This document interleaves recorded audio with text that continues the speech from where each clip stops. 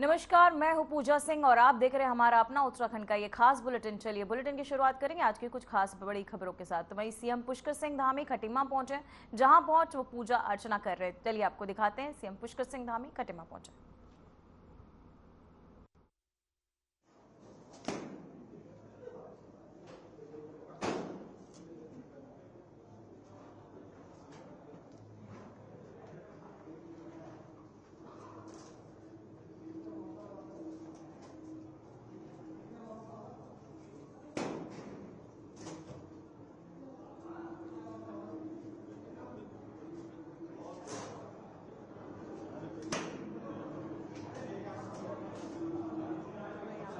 CM Pushkar Singh Dhami एक कार्यक्रम के तहत खटीमा पहुंचे, जहां आपको बताते चले विधायकों संग सीएम पुष्कर सिंह धामी खटीमा पहुंचे। साथ ही वहां कई आयोजन भी सीएम के तहत किए गए। अखिल भारतीय शिक्षा समागम के तहत आपको बताते चले सीएम पुष्कर सिंह धामी पहुंचे, जहां पहुंच उन्होंने लोगों से मुलाकात की।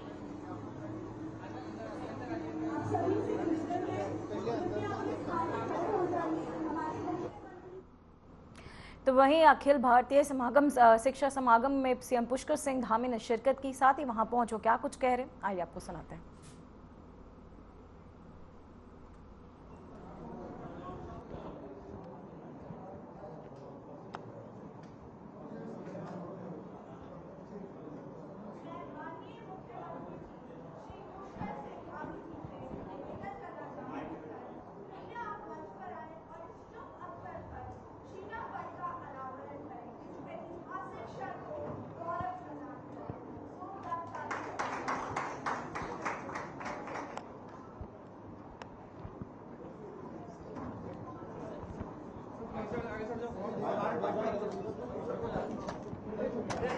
क्या कर रहे हो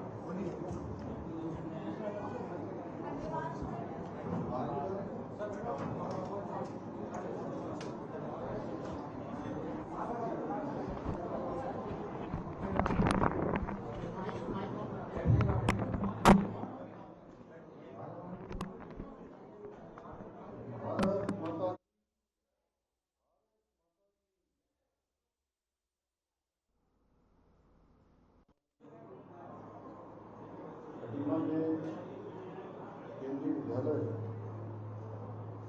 के इस शुभारंभ अवसर पर, लोकार्पण अवसर पर यहाँ पर उपस्थित हमारे खटीमा नगर पालिका के चेयरमैन श्री रमेश चंद्र जोशी दामू भैया, पूर्व विधायक डॉक्टर प्रेम सिंह राणा जी, पूर्व विधायक श्री राजेश शुक्ला जी, जिलाध्यक्ष भाजपा श्री कमल जिंदल जी, महापौर रुद्रपुर विकास शर्मा जी, शंकर कोरंगा जी, डॉक्टर अनिल टप्पू जी, मोहन भटिया जी, हेमंत सिंह जी, श्री रंजीत सिंह नामधारी जी, हमारे बड़े नामधारी जी, और सभी यहाँ पर आए हुए सभी हमारे जनप्रतिनिधिगण, विद्यालय के प्राचार्य जी और रेवानी जी, हमारे जिलाधिकारी श्री संदीप भदौरिया जी और एसएसपी श्री मणिकांत मिश्र जी, सभी आए हुए हमारे सभी अधिकारीगण, सभी अभिभावकगण और जिनके निमित्त ये शानदार परिसर बनकर तैयार हुआ है, ऐसे मेरे सभी प्रिय छात्र एवं छात्राएं और उनके सभी अभिभावक, हमारे मीडिया के सभी मित्र, मैं सर्वप्रथम इस कार्यक्रम में उपस्थित खटीमा क्षेत्र के आप सभी परिवारजनों का आज के इस अवसर पर अपनी ओर से हृदय से स्वागत करता हूं, आप सबका अभिनंदन करता हूं। ये हम सभी के लिए अत्यंत हर्ष और गर्व का विषय है कि जब देश में शिक्षा क्षेत्र में आई नई क्रांति के 5 वर्ष पूर्ण हो रहे हैं, ऐसे ऐतिहासिक अवसर पर हमारे खटीमा में भी ज्ञान और विज्ञान के नए युग का सूत्रपात हो रहा है। आज के इस अवसर पर हमारे खटीमा को केंद्रीय विद्यालय की सौगात देने के लिए मैं सभी खटीमा वासियों की ओर से हमारे आदरणीय प्रधानमंत्री श्री नरेंद्र मोदी जी एवं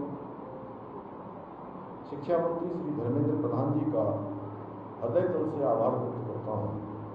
केंद्रीय विद्यालय की शिक्षा हमारी सेना, अर्धसैनिक बलों तथा उन तमाम कार्मिकों के बच्चों के लिए अत्यंत उपयोगी सिद्ध होगी, जिनका देश के विभिन्न हिस्सों में समय समय पर स्थानांतरण होता रहता है, जिनकी पोस्टिंग कभी एक स्थान पर नहीं होती है।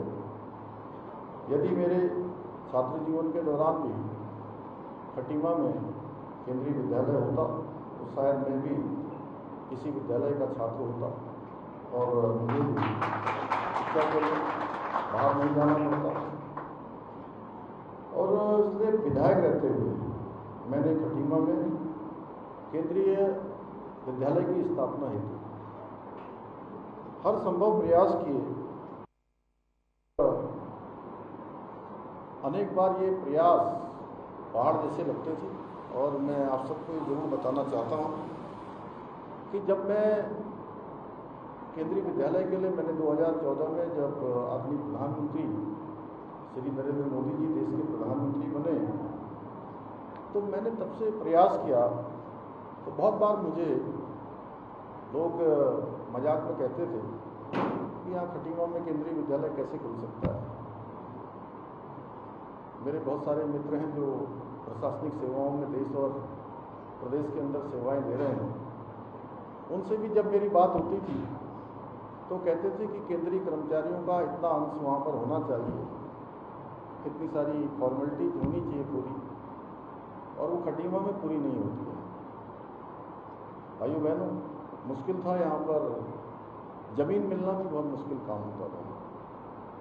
ये ज़मीन भी 2 बार बदली गई, एक बार ज़मीन उधर हो गई, आधी इधर हो गई, बीच में नाला आ गया, फिर बीच में नितिन जी आपके रहने से पहले यहाँ इसके ऊपर से एक बड़ी बिजली की हाई टेंशन लाइन भी जा रही थी।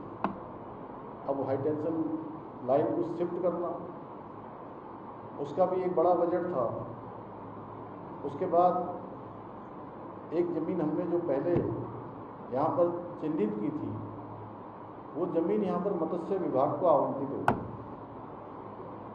और जब मैं देहरादून गया, तत्कालीन उस समय के अपर मुख्य सचिव थे श्री रणवीर सिंह जी, उनके पास मैंने कहा कि मुझे केंद्रीय विद्यालय संगठन को जो है वो ज़मीन की अनापत्ति राज्य सरकार की तरफ से भेजनी है। तो उन्होंने कहा वो ज़मीन तो मत्स्य विभाग को चली गई है, इसमें तो जल भराव होता है, यहाँ पर केंद्रीय विद्यालय नहीं बन सकता। वहाँ पर जो रिपोर्ट आई है उसके अनुसार ये विद्यालय नहीं बना। राजू जी समझ रहे हैं? तो मैंने उनको कहा कि मैं यहीं पैदा हुआ हूँ, यहीं बड़ा हुआ हूँ, मैं भली भांति जानता हूँ कि कहाँ जल भराव होता है और कहाँ नहीं होता है। इसलिए आप जो करिए, मैं किसी भी कीमत पर ये केंद्रीय विद्यालय की ज़मीन किसी अन्य काम के लिए नहीं देंगे,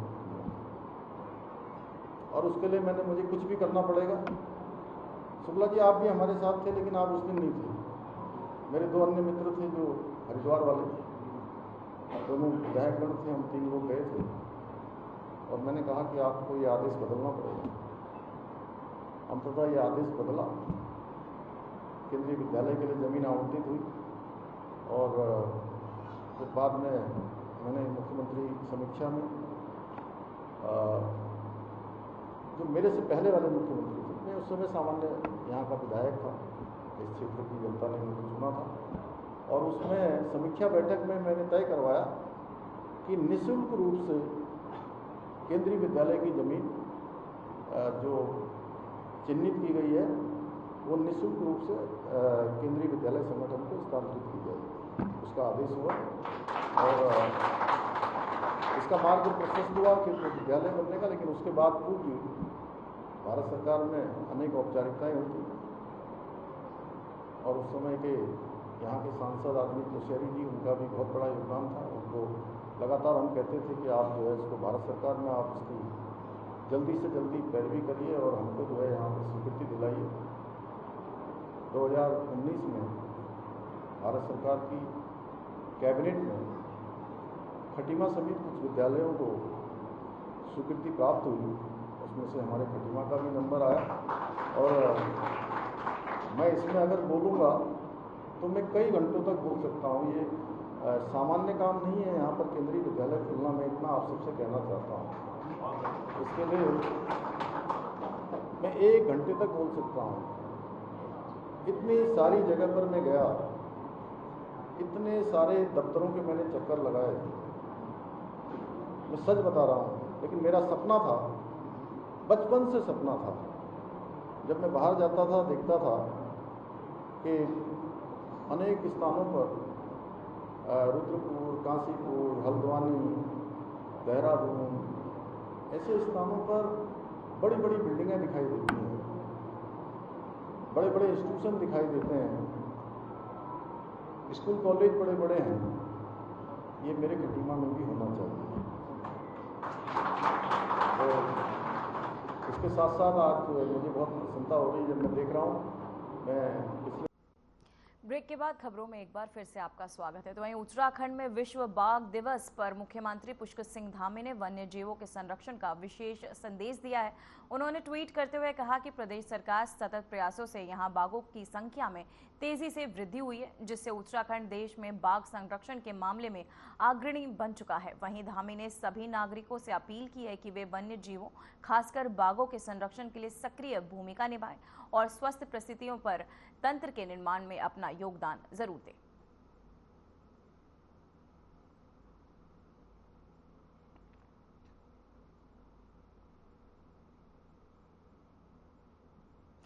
तो वहीं उत्तराखंड में त्रिस्तरीय पंचायत निर्वाचन के दूसरे और अंतिम चरण का मतदान शांतिपूर्ण और सफलतापूर्वक संपन्न हो गए। वहीं राज्य के 10 जिलों में 40 विकास खंडों में आयोजित इस चरण में कुल 70% मतदान दर्ज किया गया है, जिसमें महिलाओं की भागीदारी पुरुषों से अधिक हुई है। वहीं प्रारंभिक आंकड़ों के अनुसार कई मामलों में पुरुषों अपने मताधिकार का प्रयोग पुरुषों ने महिलाओं से बढ़कर किया। वहीं राज्य निर्वाचन आयोग ने मतदान प्रक्रिया में अगले सभी कर्मचारियों, अधिकारियों और सुरक्षा बलों के प्रतिबद्धता और समर्पण के लिए उनकी सराहना भी की। अब तक 31 जुलाई और मतगणना होगी, वहीं जिसके बाद त्रिस्तरीय पंचायत प्रतिनिधियों के नामों की घोषणा की जाएगी।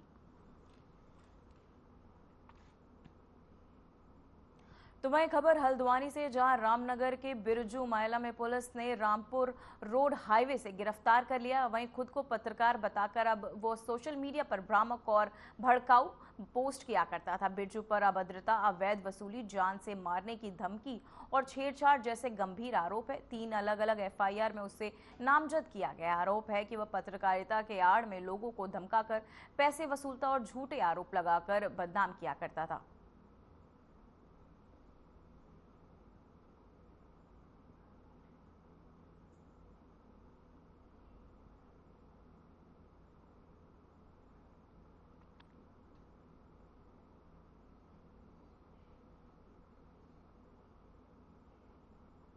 तो वहीं हरिद्वार में एक ऐसा मामला सामने आया है जिसमें इंसानियत को शर्मसार कर दिया है। अपने ही बालिग बेटी को यौन शोषण के गंभीर आरोपों में घिरी पूर्व बीजेपी नेत्री और उसके प्रेमी सुमित पटवाल को कोर्ट ने 3 दिन की पुलिस रिमांड पर भेज दिया है। SSP प्रमेंद्र डोभाल के निर्देश पर बनी SIT इस संवेदनशील मामले की बारीकी से जांच कर रही। जैसे ही रानीपुर थाना क्षेत्र से ये मामला सामने आया, पूरे प्रदेश में राजनीतिक और सामाजिक भूचाल मच गया। वहीं आरोप महिला की बेटी ने लगाया है।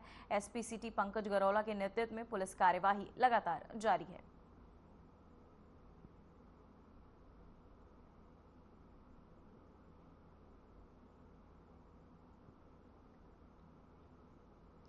तो वहीं खबर देहरादून से, जहां मसूरी जाने वाले यात्रियों के लिए बड़ी खुशखबरी है। वहीं पर्यटन विभाग ने मसूरी रोपवे परियोजनाओं पर काम शुरू कर दिया है, जो आने वाले समय में ट्रैफिक जाम की समस्या को कम करने की अहम भूमिका निभाएंगे। वहीं ये रोपवे न केवल आवागमन और सुगम बनाएगा, बल्कि क्षेत्र में पर्यटन विकास को भी एक नई दिशा देगा। पर्यटन सचिव धीरज गर्याल ने बताया कि इस परियोजना के तहत अब तक 26 टावरों के निर्माण का कार्य प्रारंभ हो चुका है। इसके साथ ही विद्युत विभाग ने सब स्टेशन हटाने की प्रक्रिया भी पूरी कर ली है, जिससे निर्माण कार्य तेजी आ चुकी है। तो निर्माण कार्य में तेजी आई है, साथ ही मसूरी ट्रैफिक जाम को अब मिलेगी राहत।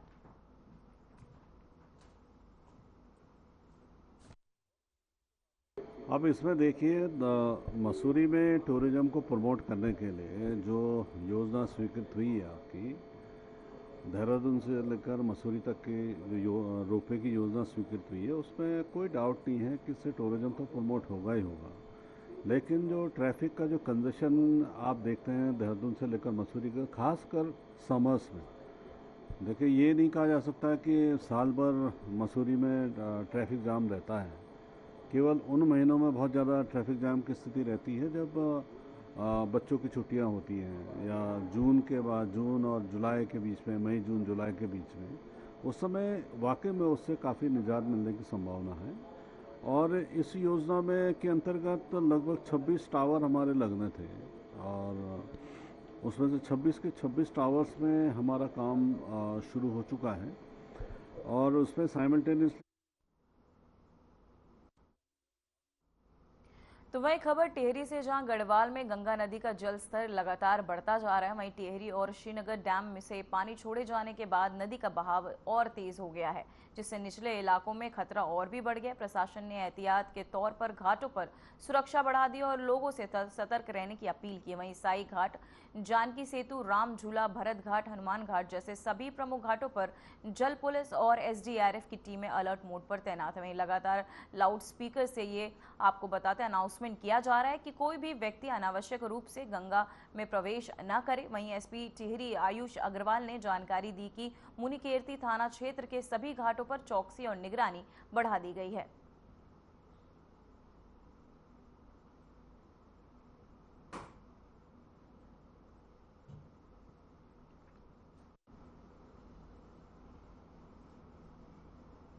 फिलहाल खबरों में बस इतना ही। मुझे दीजिए इजाजत। नमस्कार।